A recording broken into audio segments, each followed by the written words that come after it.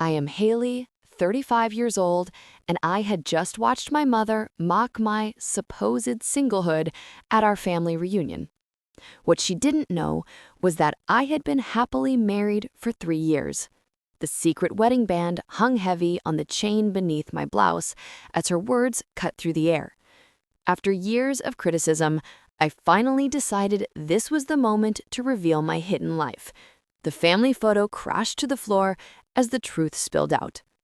Before I tell you how my entire family discovered my secret life, drop a comment letting me know where you're watching from. And don't forget to subscribe for more stories about family secrets and standing up for yourself. Growing up, my relationship with my mother was like walking on eggshells scattered across perfectly polished marble floors. Diane Anderson was the epitome of perfection in our suburban neighborhood. Every strand of her blonde hair was always in place, her clothes ironed to precision, and her reputation as the president of the local country club was untarnished. She expected nothing less than perfection from her only daughter. My father, Thomas, was the buffer between us. His gentle nature balanced my mother's sharp edges. He would wink at me across the dinner table whenever Mom launched into another lecture about proper posture or the importance of joining the right clubs at school. "Haley Bear," he would say, "just be yourself. That is more than enough." But when I was 12, Dad suffered a sudden heart attack, leaving Mom and me alone in our too-big house with too many expectations. After Dad died, Mom tightened her grip on my life. Every report card was scrutinized, every friend vetted, every outfit approved or disapproved with a critical eye. "Haley, Harvard doesn't accept B-plus students," she would say whenever I brought home anything less than perfect grades. "Haley, that skirt makes your hips look wide," she would comment as I tried on clothes for school. There was always something to improve, something to fix, something that wasn't quite right about me. By high school, I had become an expert at anticipating her criticisms. I joined all the right clubs, maintained a 4.0 GPA, and dated boys from good families she approved of. David Jenkins, the son of Dad's former business partner, was her favorite. "Now there's a boy with a future," she would say, not so subtly hinting that I should consider him seriously. The fact that David had the personality of cardboard and hands that wandered too freely never seemed to matter in her assessment. The real problems began when I entered college. Mom had mapped out my entire future: an Ivy League education, a degree in law or medicine, and marriage to someone from our social circle by 25. I dutifully attended Columbia, as she wished, but chose to study English literature instead of pre-law. "Poetry won't pay the bills, Haley," she said, with that disappointed sigh I had come to dread. By the time I graduated, the pressure to find the perfect match had become unbearable. Mom would arrange dinner parties, conveniently inviting the eligible sons of her friends. "Margaret's son just made partner at his law firm," she would whisper, loud enough for everyone to hear. Or, "James just bought a summer house in the Hamptons. Isn't that wonderful?" Each potential suitor was paraded before me like prize cattle at an auction. When I dated someone of my own choosing, Mom found ways to sabotage the relationship. She casually mentioned my childhood bedwetting problem to Michael during dessert. She questioned Paul's career prospects so aggressively that he never called again. And when I brought home Tony, a brilliant art historian I met in graduate school, she simply looked him up and down and said, "I suppose some women don't mind being the breadwinner," effectively ending that relationship before it even had a chance. The comparisons to other daughters were constant and cutting. "Did you know Stephanie is engaged to a surgeon?" Or, "Melissa just got promoted to vice president at her firm, and she still has time to volunteer at the hospital." The unspoken message was always clear: other daughters were succeeding where I was failing. By 25, I felt suffocated. The constant pressure, the disapproval, the sense that I could never measure up to her standards had worn me down. So when a job opportunity came up in Seattle, 2,000 miles away from our Connecticut home, I jumped at the chance. Mom was furious. "Running away won't find you a husband, Haley," she said as I packed my things. "You'll end up alone if you keep making these reckless decisions." I moved anyway, telling myself it was just for a year or two, just to gain some independence and perspective. The truth was, despite everything, I still longed for her approval. Every accomplishment, every small success in my new life, I measured against the same question. Would this finally be enough to make Mom proud?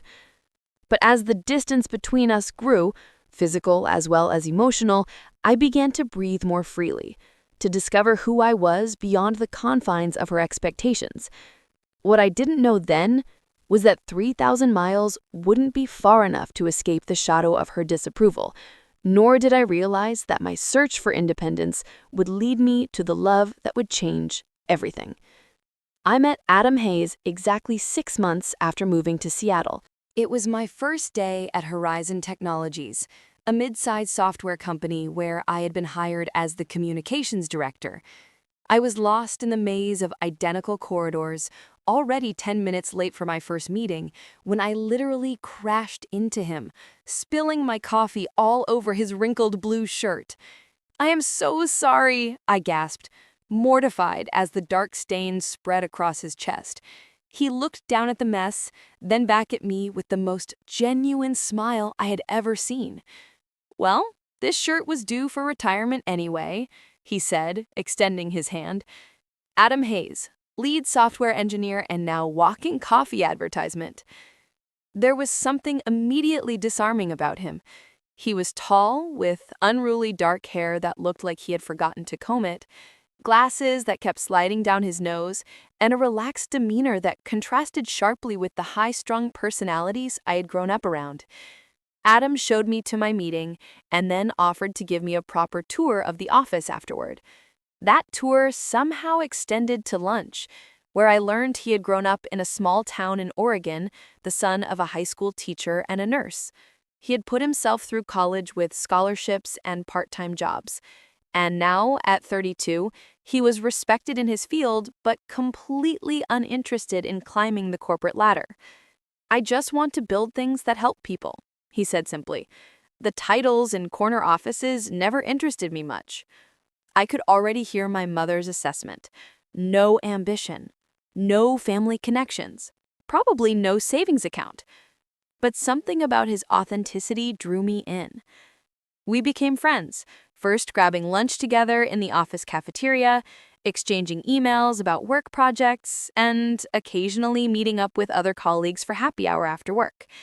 It was during one of those happy hours, 3 months after we met, that Adam and I found ourselves the last two people at the table. Our conversation drifted from work to books to music to childhood dreams. I told him about my secret passion for photography, something I had abandoned because Mom thought it was a hobby, not a career. He listened with genuine interest, then insisted we leave immediately to buy me a camera. "Life is too short not to do what you love, even if it's just on the weekends," he said as we left the electronics store, clutching a box containing my first professional camera. That night, as he walked me to my door, Adam kissed me for the first time. It was gentle and questioning, giving me every opportunity to pull away. Instead, I leaned in, feeling something click into place that I hadn't realized was missing. Our relationship blossomed over the next 6 months.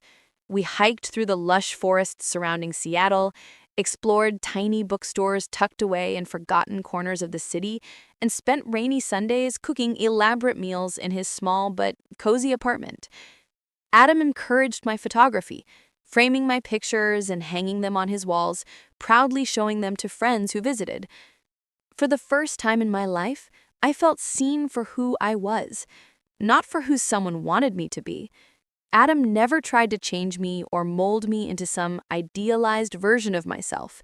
He loved my quirks, listened to my dreams, and made me feel like I was enough just as I was. Of course, I knew the honeymoon phase wouldn't last forever. The real test would come when Adam met my mother. I put it off as long as possible, making excuses about busy schedules and bad timing. But when Mom announced she would be visiting Seattle for a conference, there was no avoiding it any longer. I spent days preparing Adam for what was coming. She can be critical, I warned. She has very specific ideas about the kind of person I should be with. Adam squeezed my hand. Haley, I love you. Your mom might not approve of me right away, but I'm not going anywhere. We'll figure it out together. The dinner was every bit the disaster I had anticipated. Mom arrived at the restaurant 15 minutes early, immaculately dressed in a designer suit that made my carefully chosen outfit look shabby by comparison.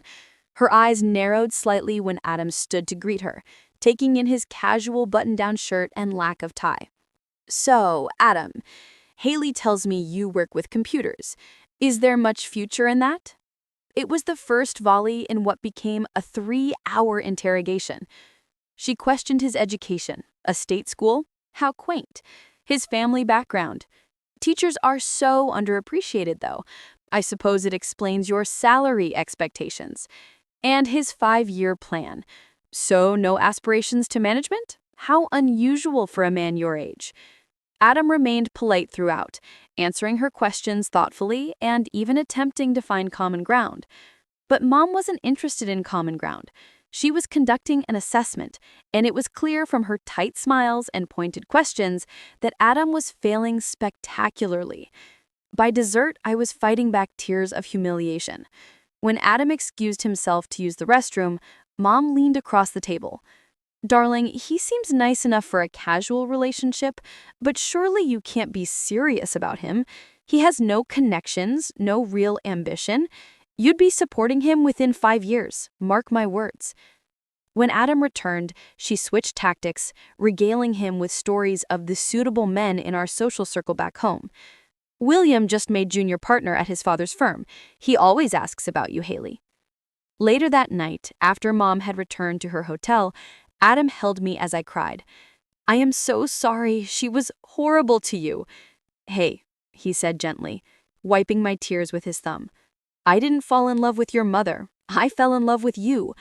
And if it takes her some time to warm up to me, that's okay.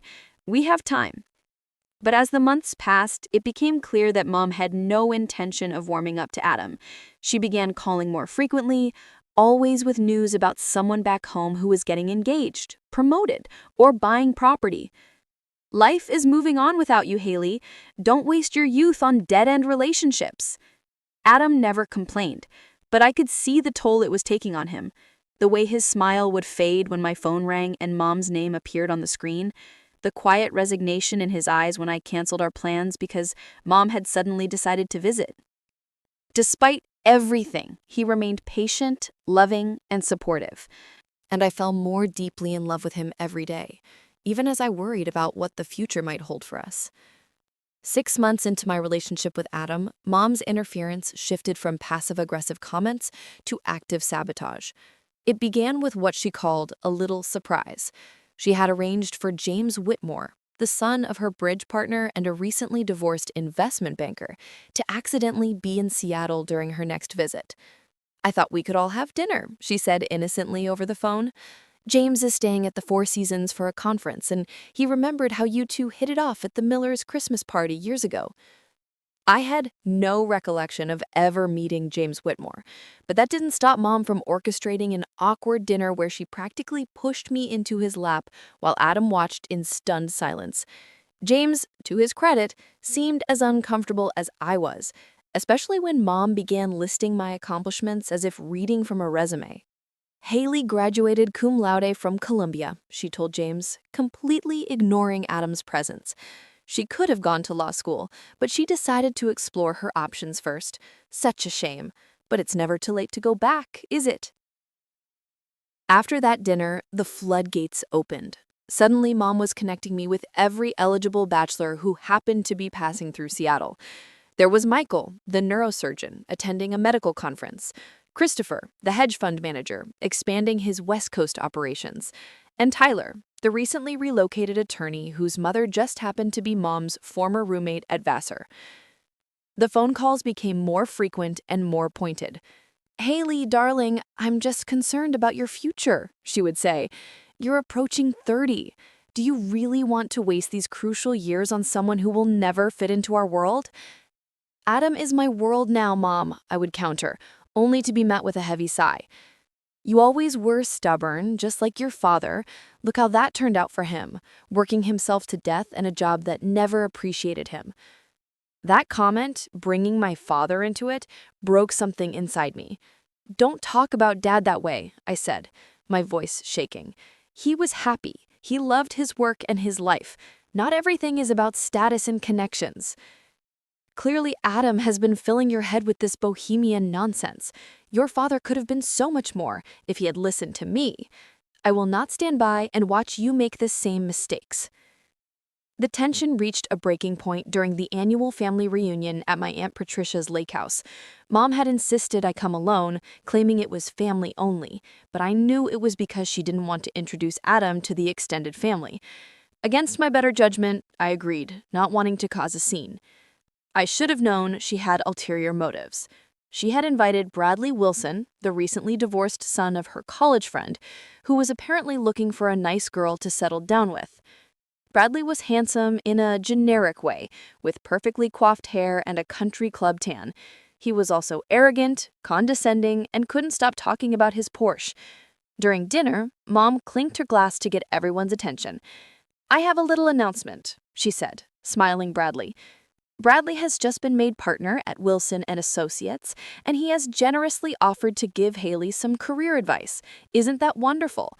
Who knows, maybe he can convince her to move back east where she belongs."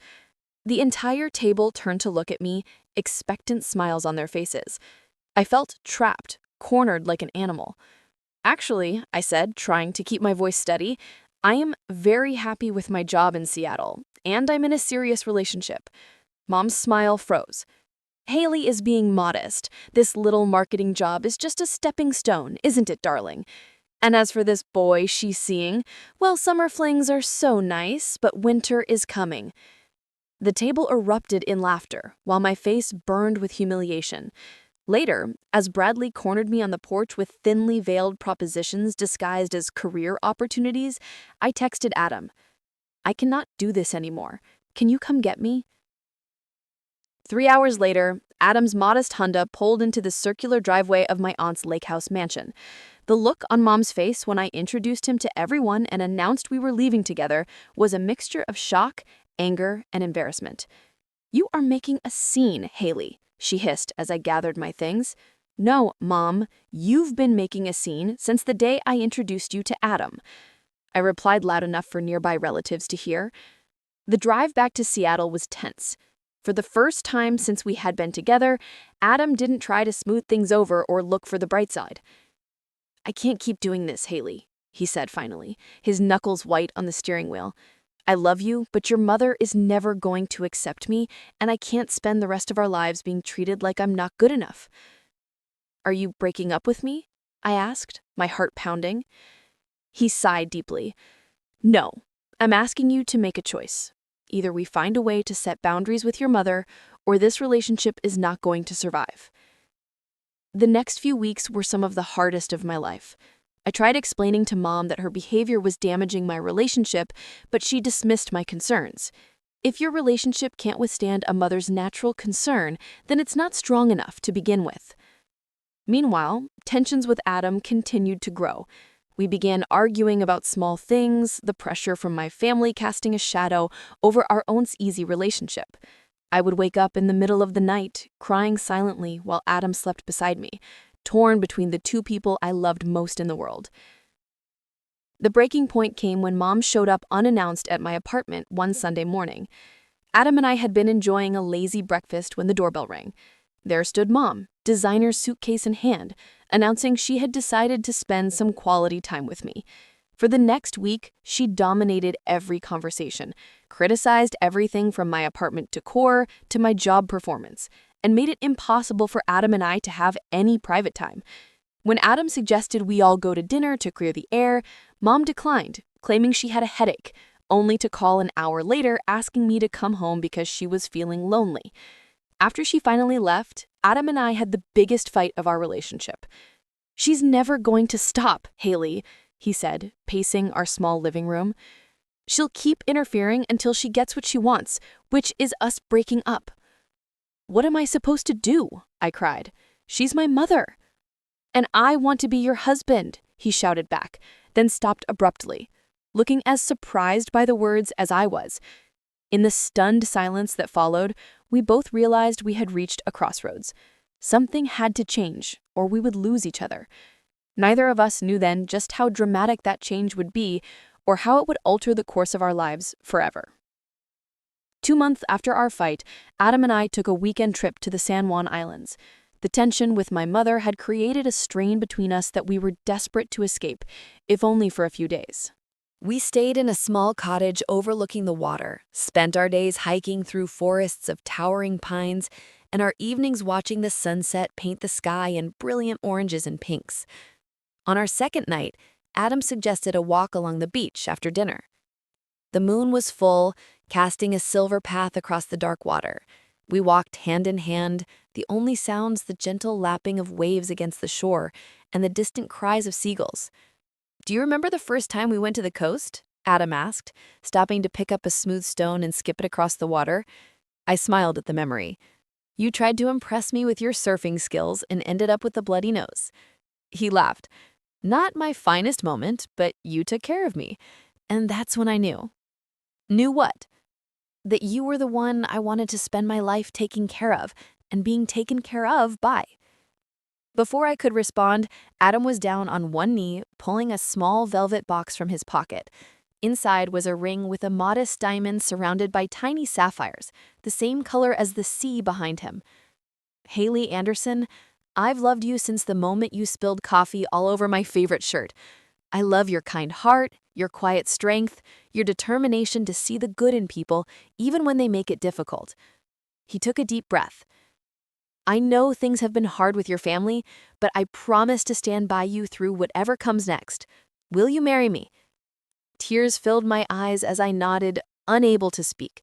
When he slipped the ring onto my finger, it felt right in a way few things in my life ever had.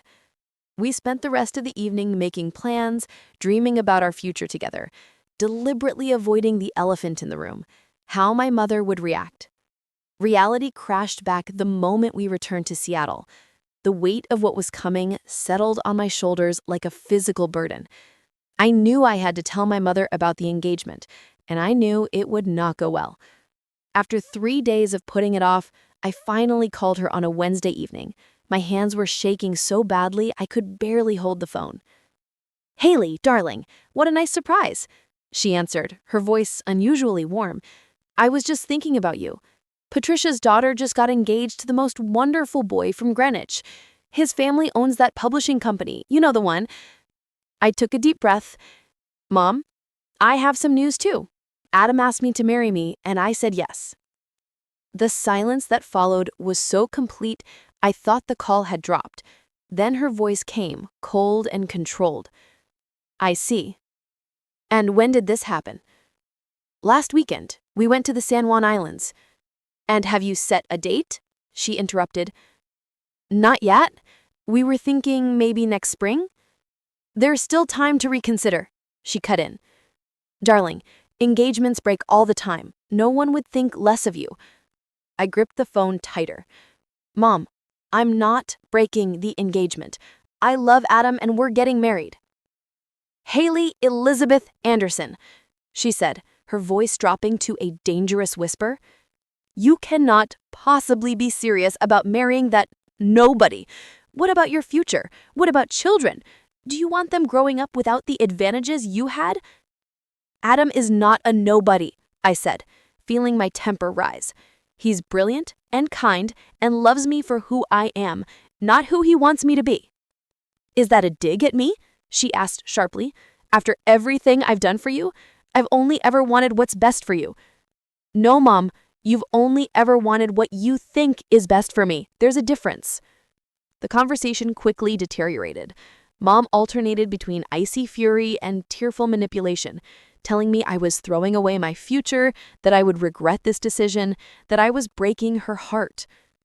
"Your father would be so disappointed," she said, delivering the cruelest blow she could think of. "Dad would have loved Adam," I countered, tears streaming down my face. "He would have seen what a good man he is." Well, your father isn't here, is he? And I'm telling you this is a mistake. If you marry that man, Haley, don't expect me to be there. In fact, don't expect me to be in your life at all. If you choose him over your family, Haley, don't ever call me mother. The line went dead, and I collapsed onto the floor, sobbing uncontrollably. That was how Adam found me an hour later when he came home from work. He held me as I told him everything through hiccuping sobs. She said she would disown me, Adam. She said not to call me mother anymore. Adam's face was grim, but his voice was gentle. Haley, I love you more than anything, but I need you to be sure. If you want to call off the engagement, I'll understand. I looked up at him through swollen eyes. Is that what you want? No, he said firmly. I want to marry you. I want us to build a life together. But I don't want to be the reason you lose your family.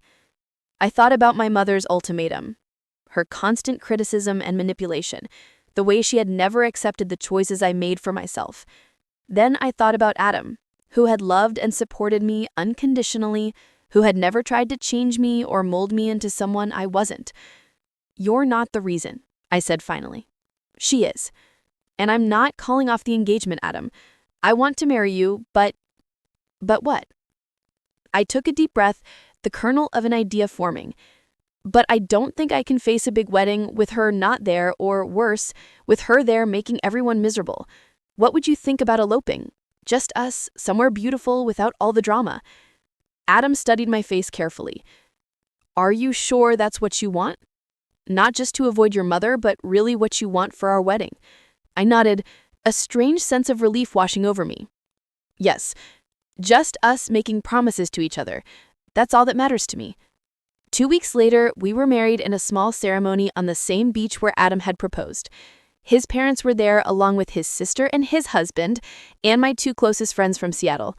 It was simple, intimate, and perfect in every way, except for the hollow space where my family should have been. I was choosing happiness, choosing love, choosing Adam. It was the hardest decision I had ever made. But standing there, looking into the eyes of the man who loved me completely, I knew it was the right one. What I didn't know then was that this decision would set in motion a chain of events that would force me to live a double life for the next 3 years. A life of secrets and omissions that would eventually collide in the most dramatic way possible. Our honeymoon was a week in a small coastal town in Oregon, not far from where Adam grew up. We stayed in a charming bed and breakfast, spent our days exploring tide pools and hiking coastal trails, and our evenings planning our future together. For that one perfect week, I didn't think about my mother or the family I had left behind. It was just Adam and me starting our life together. Reality returned when we got back to Seattle. My mother had called twice during our honeymoon, leaving messages as if nothing had happened. Haley, darling, call me back when you get a chance. Janet Williams is hosting a charity gala next month, and I thought you might want to fly back for it. Her son, Stephen, just finished his residency at Mass General. I listened to her messages with a mix of sadness and disbelief. It was as if she had completely erased our last conversation from her memory, along with my engagement to Adam. When I finally called her back, I carefully avoided any mention of the wedding. I can't make it to Janet's gala, I said. Work is really busy right now. Always work with you, she sighed. Well, when are you coming to visit then? It's been months. This began the strangest chapter of my life. I kept in touch with my mother through carefully choreographed phone calls and occasional visits east, during which I would remove my wedding ring and slip it onto a chain around my neck, hidden beneath my clothes. Adam never came with me on these trips, understanding that it was easier this way, though I could see the hurt in his eyes each time I packed my bags. When Mom visited Seattle, which thankfully was rare, I would temporarily move back into my old apartment, which we had kept specifically for this purpose, Adam staying with friends until she left. The apartment was maintained as if I still lived there alone, complete with a single toothbrush in the bathroom and no male clothing in sight. This place could use a man's touch, Mom would often comment, looking around the deliberately sparse decor. Maybe if you spent more time at home instead of at that office, you might actually meet someone. I would smile tightly and change the subject. the weight of my secret life growing heavier with each lie. Meanwhile, Adam and I built our real life together in a cozy house we purchased in a quiet neighborhood north of the city. It had a small garden where Adam planted vegetables and a spare bedroom we talked about turning into a nursery someday. We made friends with our neighbors, joined a local book club, and settled into the comfortable routines of married life. My career at Horizon Technologies flourished. I was promoted to Senior Communications Director, leading a team of 5 and overseeing all the company's public relations efforts. Adam continued to excel in his role as well, developing software that earned recognition throughout the industry. Every success, every happy moment, was shadowed by the knowledge that I was hiding half my life from my mother.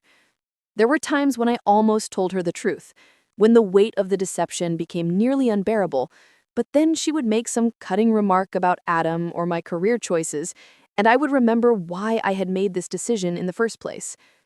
Our second anniversary coincided with some unexpected news. I was pregnant. Adam and I had been trying for a few months, but the reality of it still took my breath away. As the doctor confirmed what the home test had suggested, Adam squeezed my hand so tightly I thought he might break it, his face a mixture of joy and disbelief. "We're going to be parents," he whispered as we left the doctor's office, one hand protectively on my still flat stomach. The pregnancy brought our double life into sharp focus. How could I hide a child from my mother? Would I pretend to be a single mother? Would I continue the elaborate charade, now with a baby involved? The questions swirled in my mind as my body changed and our baby grew. We found out we were having a girl during the 20-week ultrasound. Adam cried when the technician pointed to the screen and said, "Congratulations, it's a girl." That night, as we lay in bed discussing names, the reality of what I was doing hit me with full force. "My mother doesn't even know she's going to be a grandmother," I said, tears filling my eyes. "What kind of person does that make me?" Adam held me close. "It makes you someone who had to make an impossible choice. You did what you had to do to protect yourself and our family. That doesn't make you a bad person." Haley Lily Grace Hayes was born on a rainy Tuesday in October. 7 pounds, 2 ounces of perfect baby girl, with Adam's dark hair and my green eyes. Holding her for the first time, I felt a love so fierce and protective it took my breath away. I also felt a renewed sense of grief for what my mother was missing, and what Lily would miss by not knowing her grandmother. I sent Mom a text the day after Lily was born, a carefully worded message that made no mention of Adam or marriage. "Mom, I have some news. You're a grandmother. I had a baby girl yesterday, Lily Grace. We're both doing well." Her response came hours later, a flurry of shocked questions and barely concealed judgment. "A baby, Haley. What are you talking about? Whose baby? Are you saying you had a child out of wedlock? Who's the father? Why am I just hearing about this now?" I didn't answer her calls for 3 days, using the excuse of recovery and newborn care to avoid the conversation I knew was coming. When I finally did speak to her, I gave her the edited version of the truth. Yes, I had a baby. No, I was not in a relationship with the father. Technically true, as I was in a marriage, not just a relationship. Yes, I was planning to raise her on my own with the support of my husband, whom I didn't mention. Mom was predictably horrified. "This is what happens when you move across the country, away from your family and proper influences," she said, her voice cold with disapproval. "I knew Seattle would lead to trouble. Well, you've made your bed, Haley. I suppose now you'll have to lie in it." She didn't ask to visit, and I didn't invite her. Instead, she sent an impersonal gift basket filled with expensive baby clothes and a card signed simply, "Grandmother," with no personal message. It sat unopened in our hallway for days, a symbol of the gulf between us. As Lily grew from newborn to infant to toddler, the burden of our secret life became harder to carry. Adam's parents visited often, doting on their granddaughter and filling our home with love and laughter.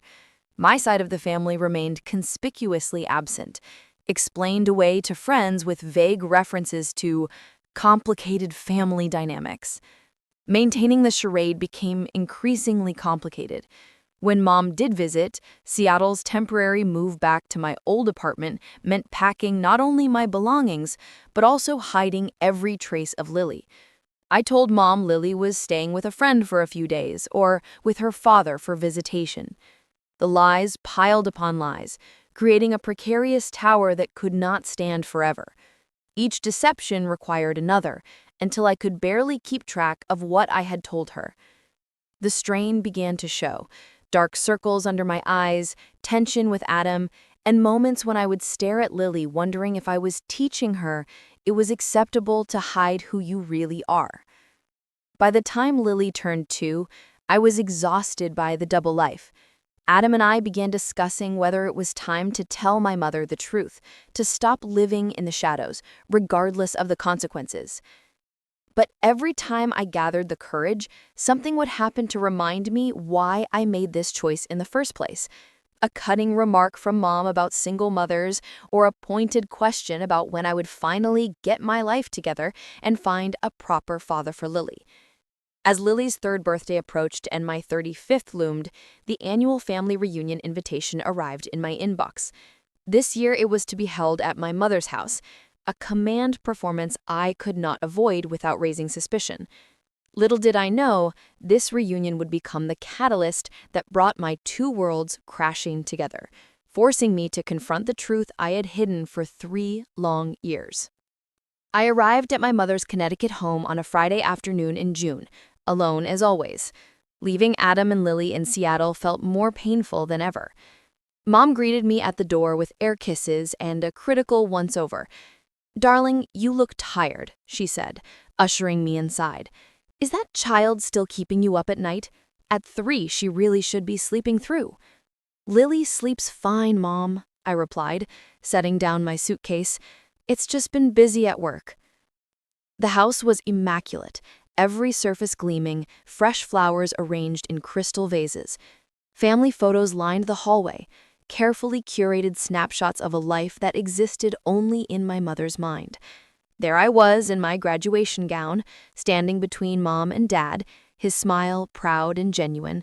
There was Mom at a charity gala, elegant in black tie, but not a single photo of Lily, my daughter, erased, excluded from the narrative of our perfect family. The reunion began that evening with dinner for the immediate family, with extended relatives arriving the next day. Aunt Patricia and her husband Robert were there, along with my cousins Jessica and Matthew and their spouses, and my uncle James, my father's younger brother, who had flown in from Chicago. Dinner was formal, served in the intimidating dining room of my childhood. Mom had prepared her famous beef Wellington, a dish she reserved for special occasions. Conversation flowed along with the expensive wine Robert had brought. "So, Haley, how's life as a single mother? It must be so difficult managing everything on your own." I felt my cheeks burn. "It's challenging sometimes, but we're doing well." "And the father?" Uncle James asked bluntly. "Is he in the picture at all?" Before I could answer, Mom cut in smoothly. "Haley prefers not to discuss that situation.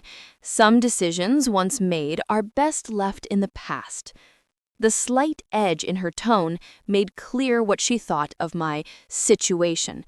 I gripped my fork tightly, fighting the urge to tell them all the truth then and there. The evening dragged on with more subtle digs and probing questions disguised as concern. By the time I retreated to my old bedroom, I was emotionally drained. I called Adam, whispering even though the door was closed. "I don't know if I can do this for another 2 days," I confessed, curled up on my childhood bed. "Mom keeps making these comments and everyone looks at me like I'm some cautionary tale." "Then tell them," Adam said simply. "Tell them the truth, Haley, or come home. You don't have to stay there and take this." I sighed, glancing around the room that once felt like a sanctuary, but now resembled a museum to a person I no longer was. The next day, the extended family arrived. Cousins, second cousins, great aunts, filling the house with noise and activity. I moved through the crowd answering the same questions about Seattle, work, and Lily, carefully avoiding any mention of my personal life. It was during the formal dinner that evening that everything came to a head. Mom had seated me between my cousin Rachel, who had recently made partner at her law firm, and great aunt Eleanor, who never missed the chance to offer unsolicited life advice. The table was beautifully set, candles flickering in silver holders, the good china and crystal brought out for the occasion. Mom stood at the head of the table, raising her glass for a toast. "To family," she said, smiling benevolently at the gathered relatives. Murmurs of agreement rippled around the table as everyone drank. Then Mom continued, "And to new beginnings. Jessica and Matthew are expecting their first child in December, making me a great aunt at last." Congratulations erupted as Jessica blushed, her husband squeezing her hand. A stab of pain hit me as I thought of Lily, who was already 3 and had never been acknowledged in this way by her own grandmother. "And of course," Mom added, her gaze sliding toward me, "we continue to hope that Haley will find her way. 35 and still single, but as they say, it's never too late." Laughter rippled around the table, indulgent and tinged with pity. I sat frozen, my wine glass halfway to my lips, as Mom went on. "Though perhaps it's time to accept that some women are simply meant for career success rather than family life. Not everyone can have it all, after all." "Actually, Mom," I heard myself say, my voice clear and steady despite my pounding heart, "I'm not single." The table fell silent. All eyes on me. Mom's smile remained fixed, her eyes narrowing. "Darling, what are you talking about? Have you been keeping secrets from your mother?" There it was, the perfect opening delivered with just enough saccharine concern to mask the accusation beneath. Something inside me snapped. 3 years of lies, pretense, and buried resentment broke free. "Yes, I have," I said, setting down my glass. "I've been married for 3 years." The silence was absolute. Mom's smile froze, her face a mask of confusion and disbelief. "What are you saying, Haley? This isn't funny." "It's not a joke, Mom. I married Adam Hayes 3 years ago, the same Adam you said wasn't good enough for me." "The same Adam who is Lily's father, and my husband." Around the table, relatives exchanged shocked glances. Aunt Patricia's hand flew to her mouth. Uncle James let out a low whistle. "That's not possible," Mom said, her voice rising. "You would have told me. You wouldn't have kept something like that from your own mother." I laughed, humorless. "Wouldn't I? You told me if I married him, I should never call you mother again. You gave me an ultimatum, and I made my choice." "I never said that," she protested, glancing around the table for support. "Haley is exaggerating. We had a disagreement about her boyfriend, that's all." "Husband," I corrected. "And you did say it. You told me if I chose him over my family, not to call you mother anymore. So I did what you asked. I never told you I got married. I never told you Adam is Lily's father. I never told you about our house, or our life together, or any of it." Mom's hand trembled as she reached for her clutch, pulling out a small, silver-framed photo, the family portrait from my college graduation. She always carried it with her. "This is our family," she said, holding it up like evidence. "Just us." "That was 10 years ago, Mom. This is our family now." I pulled out my phone and opened a photo of Adam, Lily, and me at the park, our faces close together, smiling in the sunlight. I held it out to her. Mom stared at it for a long moment. Then the frame slipped from her fingers, crashing to the table and sending shards of glass across the pristine white tablecloth. "You lied to me," she whispered, her face pale. "For 3 years, you lied to my face." "Yes," I admitted, "because you gave me no choice. You made me choose between the man I love and my mother, and it broke my heart. But I chose Adam, and it was the right choice. He loves me for who I am, not who he wants me to be." Mom pushed back from the table, her chair scraping against the hardwood floor. "I think you should leave," she said, her voice shaking with anger or hurt. Or both. If this is how little our family means to you, that you would deceive us this way, then perhaps you don't belong here at all. I stood slowly, glancing around at the shocked faces of my relatives.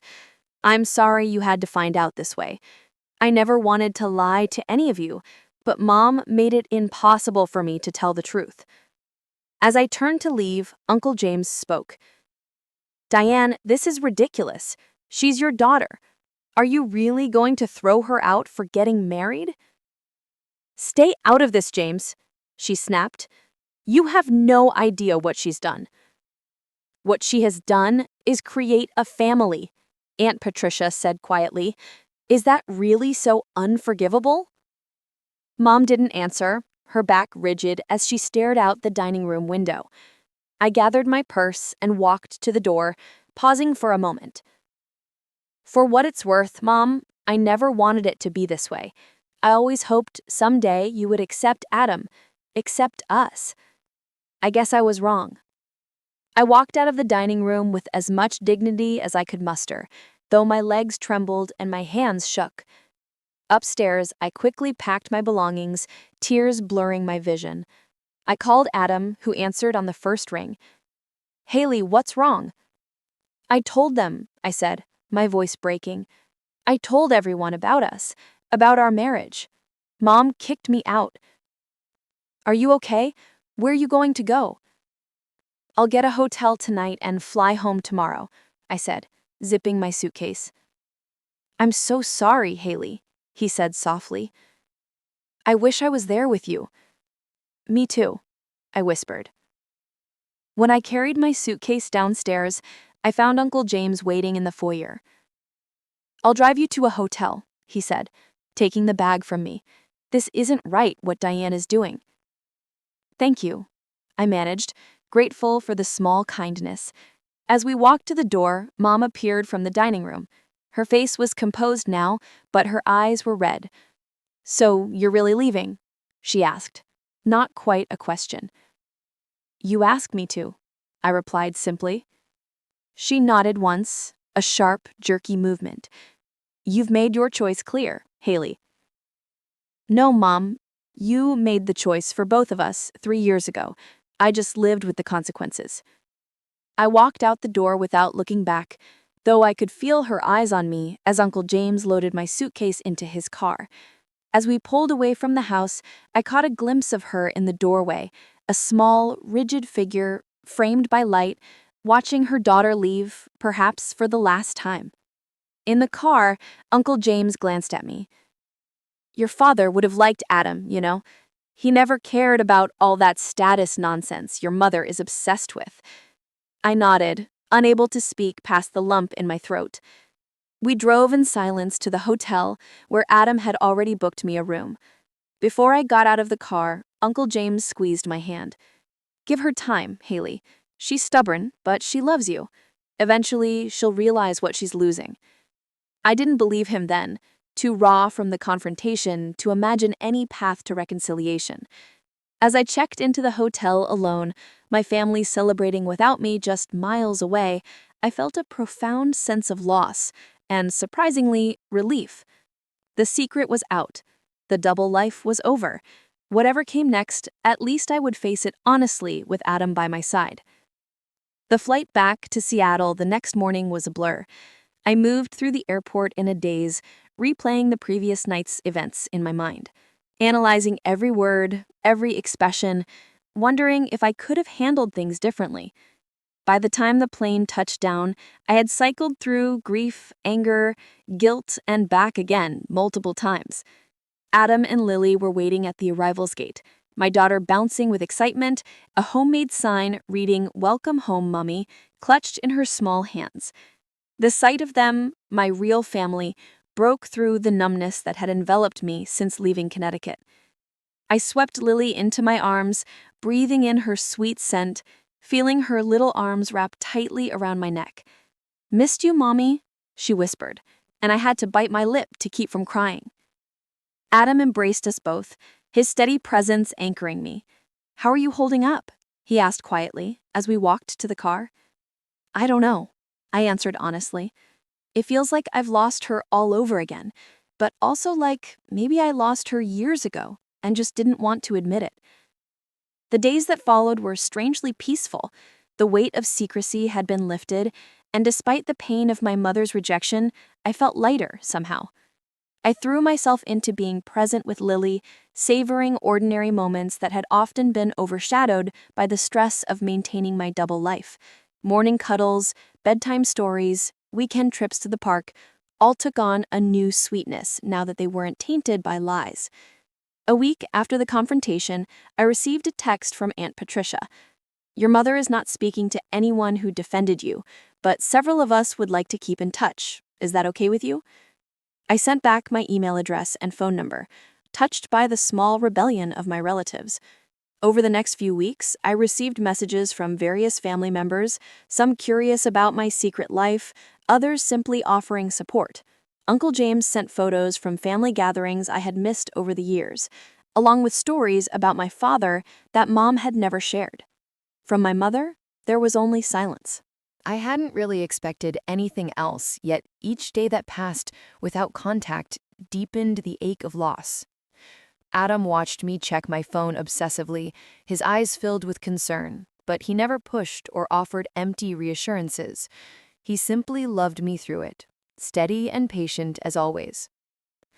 A month after the reunion, a letter arrived in our mailbox, addressed to me in my mother's distinctive handwriting. I stared at it for a long time before finding the courage to open it. "Haley," it began, no dear or other affectionate greeting. "I have been thinking about what happened at the reunion. While I cannot condone the deception you practiced for 3 years, I recognize that my own actions may have contributed to your decision. Your father always said I was too rigid, too concerned with appearances. Perhaps he was right." The letter continued for several pages, alternating between justified anger at my lies and reluctant acknowledgement of her role in creating the situation. It was not exactly an apology, but it was more self-reflection than I had ever seen from her. "I do not know where we go from here," she concluded, "but I find I am not ready to lose my only child or to continue missing out on my granddaughter's life. If you are willing, perhaps we could speak on the phone sometime." I cried as I read the letter, then read it again with Adam, analyzing every word for hidden meanings or manipulations. In the end, we decided together that it represented a genuine, if imperfect, olive branch. I called her the following Sunday.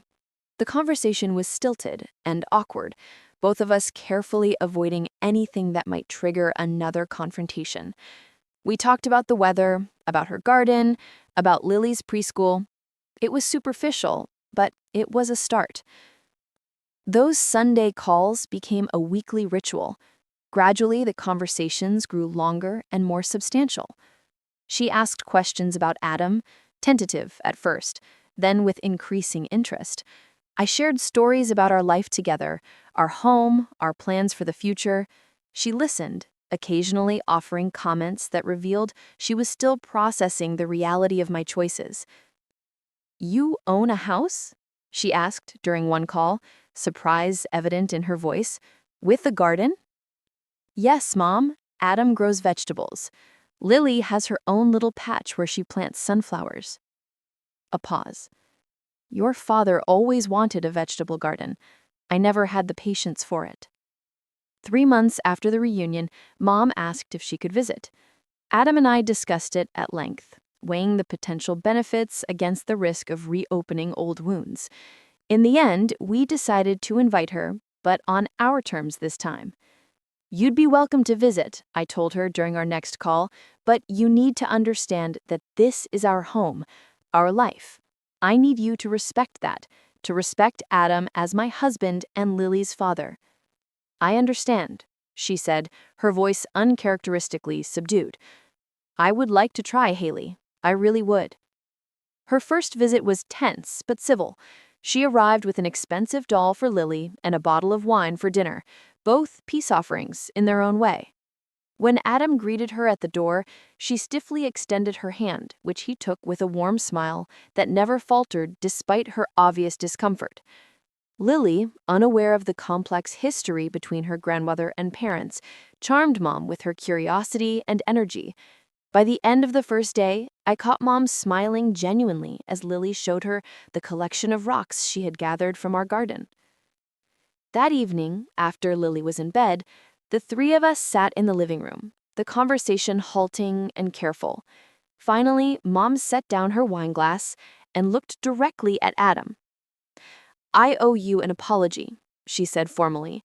"I judged you unfairly based on superficial criteria that had nothing to do with your character or your ability to make my daughter happy.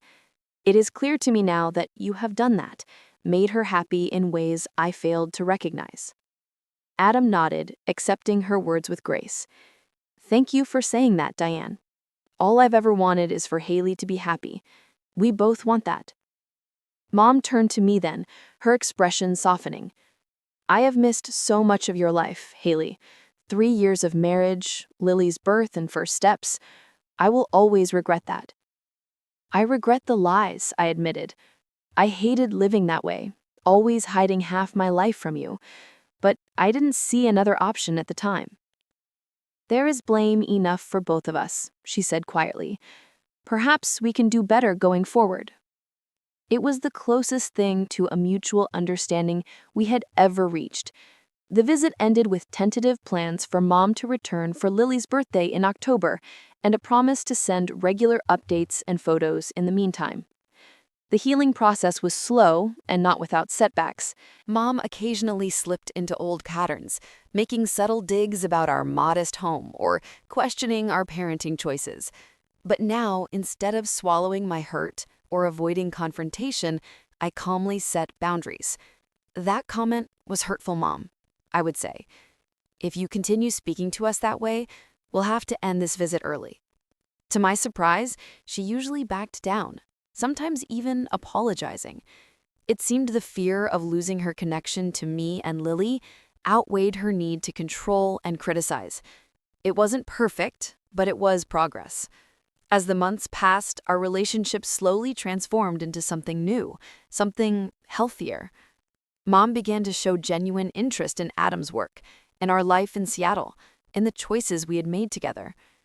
She still occasionally expressed views that made me cringe, but the sharp edge of judgment had softened. On Lily's 4th birthday, Mom flew out for the celebration.